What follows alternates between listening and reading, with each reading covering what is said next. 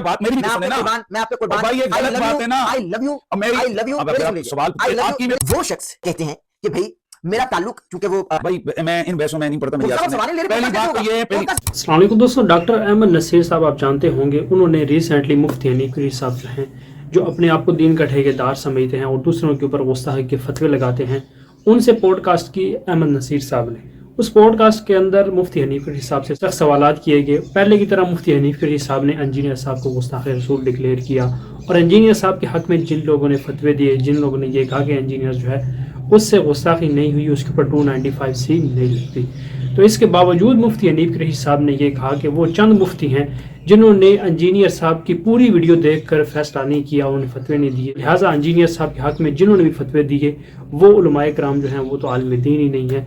यानी देख लें कि खुद ही अपने आप को आलिम दीन कहते हैं और दूसरे मसलक का आलिम दीन हो उनको ये कहते हैं कि ये बंदा ये गुस्ताख का साथ दे रहा है, ये आलिम दीन है ही। तो बाद में आते हैं इस टॉपिक की तरफ। को पता होगा कि जिस तरह से लाहौर के अंदर जो वाक़या हुआ, बहुत ही अफसोसनाक वाक़या हुआ। एक माँ और उसकी जो बच्ची है वो मेन हॉल के अंदर गिर। ये आपके क्या लगते हैं? मेरी बीवी और मेरी बेटी है। आपकी बीवी और आपकी बेटी? मेरी बीवी और मेरी बेटी है। हुआ क्या था? इधर रक्षा खड़ा था, इधर बैठने लगे हैं तो वो नीचे गिर गए। पिछली वीडियो में बताया था कि जिस तरह से वहाँ पर क्या मामलात हुए, किस वजह से वो औरत और उसकी जो बच्ची है वो मेन हॉल के अंदर गिरे। साथ बहुत ही हैरान कुन बातें जो है वो सामने आई। यानी जो उस औरत का शोहर था उसने ये कहा सोशल मीडिया के ऊपर आकर, जब उसकी जो बीवी और उसके साथ उसकी जो बच्ची है वो मेन हॉल में गिर गई, उसके बाद वो शोहर जो है उसको पुलिस वाले पकड़ कर ले गए और उसके ऊपर तशद्दुद करने लगे, टॉर्चर करने लगे और उससे ये कहने लगे कि तुम मानो कि तुमने अपनी बीवी को किसी रिक्शे वाले के साथ बिठा दिया, किसी के साथ भाग गई है और तुम जानबूझकर ये कह रहे हो कि मेरी बीवी और मेरी बच्ची जो है वो मेन हॉल में गिर गई। SHO जैनबाज थे, वो मुझे ये कह रहे हैं कि हमने कैमरे चेक किए हैं, जो सेफ सिटी के हेड हैं वो भी उधर बैठे हैं, कैमरे चेक कर रहे हैं। उन्होंने पूरे जहाँ से आप आए हो पूरे कैमरे चेक किए हैं, लेकिन आप कहीं नज़र नहीं आ रहा है। उन्होंने ये मुझसे झूठ बोलते रहे हैं। SHO साहब ये मुझसे झूठ बोल रहे हैं, बार बार ये कहते रहे हैं कि आप किसी कैमरे के अंदर नहीं आ रहे। मैंने ये कहा कि कहीं ना कहीं तो कैमरा लगा होगा, उसमें मैं आ रहा हूँ, तो उन्होंने मेरी बात नहीं मानी। उन्होंने ये कहा है कि आप हमें सच बता दें, आपने अपनी बीवी को किसी रिक्शे वाले के साथ बिठा दिया हो। इस तरह की गज़ेबा बातें करते रहे हैं कि आपने खुद कहीं भेज दिया, ये किया वो किया, तो या आपने खुद कहीं अगवा करवा दिया, ऐसी बातें करते रहे। तो उसके बाद मुझे ये पीछे कमरे में ले गए, वहाँ पे SP बिलाल साहब थे और SHO साहब थे जैनबाज, तो उन्होंने मुझे तशद्दुद किया। मैं इनको कहता रहा हूँ कि आप वेट कर लें, रेस्क्यू को और चेक करने दें, मैं आपके पास ही हूँ, मैं कहीं जा नहीं रहा, आप रेस्क्यू को चेक करने दें, सेफ सिटी कैमरे चेक कर लें, उसके बाद आप जो भी करना मेरे साथ कर लेना। लेकिन जो बेल्ट होता है उससे, डंडे से और हाथों से नहीं, जो हाथ से मारा वो सामने मारा, उसके बाद पीछे मारा, एक बार नहीं दो से ज़्यादा बार मारे। ये देख लें इन लोगों का हाल। ये हमारे इदारे जो हैं इन्होंने बेगैरती की इंतहा कर दी है। एक बंदे की बीवी और उसकी बच्ची जो है वो मेन हॉल के अंदर गिर गई, लेकिन हमारे जो इदारे हैं, जो हमारे ऊपर अफसरान मुसल्लत किए गए हैं, उनके कैसे ज़हन है। उन्होंने अपनी दफा में पहले तो उस बंदे के ऊपर टॉर्चर किया और उसके बाद उसके ऊपर इल्ज़ाम लगाने लग गए और ये कहने लगे तुम ये बात मानो, तुमने वाकई ही यानी अपनी बीवी को किसी रिक्शे वाले के साथ बिठा दिया और रिक्शे वाले के साथ भाग गई। अस्तगफिरुल्लाह। ये हाल है दोस्तों हमारे अफसरान का और ये हाल है हमारे इदारों का। इसके साथ साथ दोस्तों ये भी बताया जा रहा है कि अज़मा बुखारी साहबा जो हैं उनको भी पहले फेक खबर मिली, उनको भी किसी ने बताया कि इस तरह का कोई मामला नहीं हुआ, झूठी खबर है।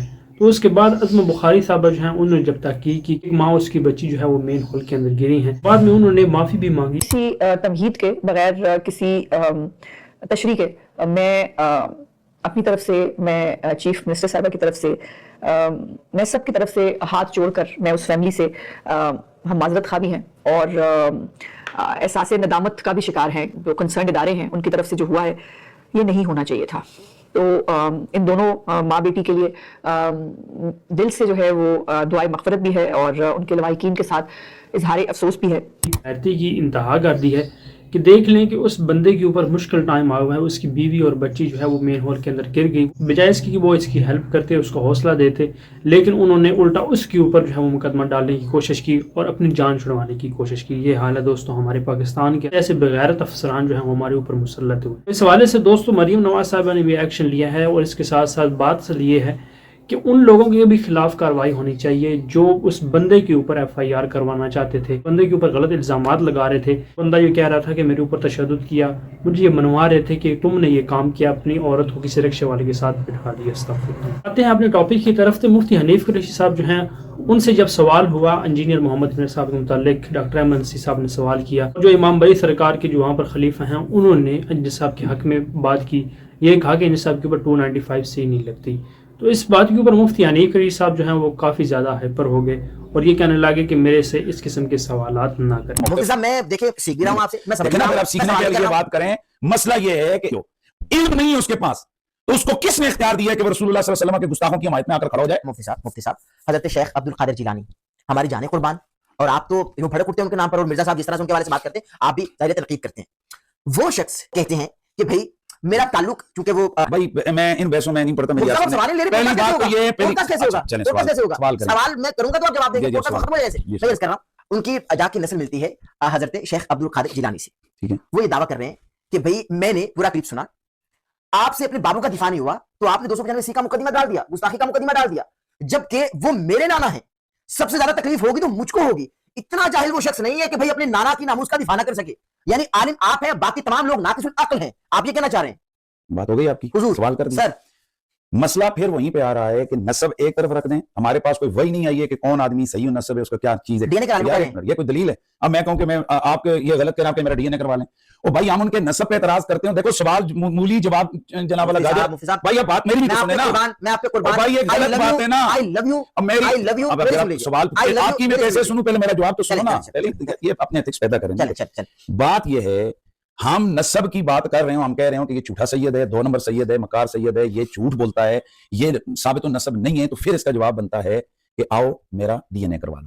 اوکے, میں یہ کہہ رہا ہوں کہ یہ بندہ عالم نہیں ہے, تو اس کا جواب یہ ہے کہ آپ اپنی تحصیل فارغ کسی کی سند دکھائیں کہ میں میں عالم ہوں, یہ میرے پاس سند ہے, میں فلاں ادارے کا فلاں یونیورسٹی کا فارغ ہوں, میں مفتی ہوں, میرے پاس یہ اتھارٹی ہے کہ میں کسی کو ثابت کر سکوں, اس کو گارنٹی دے سکوں, میرے پاس ہے اتنی اتھارٹی کہ میں کہہ سکوں کہ یہ بندہ گستاخ ہے یا نہیں ہے, یا میں یہ کہہ سکوں کہ فلاں مسئلہ حق ہے اور فلاں مسئلہ غلط ہے. یعنی آپ ان کو عالم سناتے ہیں نا. بھائی میری بات سنیں, میں اس بیس میں پڑھتا ہی نہیں ہوں, میرا یہ عجیب بات ہے, میں تو سیکھنا چاہ رہا ہوں, عجیب بات ہے, مجھے نہیں پتا ہے, میری شریعت مجھے کہتی ہے جس بندے کے بارے میں میرا علم نہیں ہے میں اس کے اوپر حکم نہ لگاؤں.